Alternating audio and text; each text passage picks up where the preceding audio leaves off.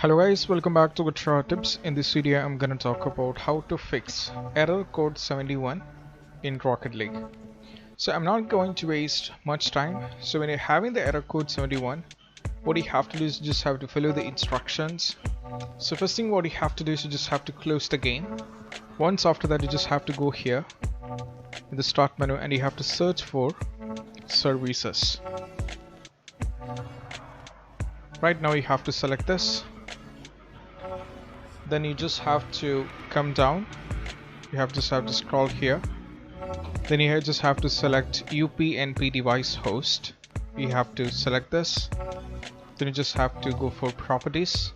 As you can see that allow UPnP device to be hosted on this computer, and if anything happens in between or you just have to services disabled, you just have to go for it. So what we are trying today is we are going to disable this.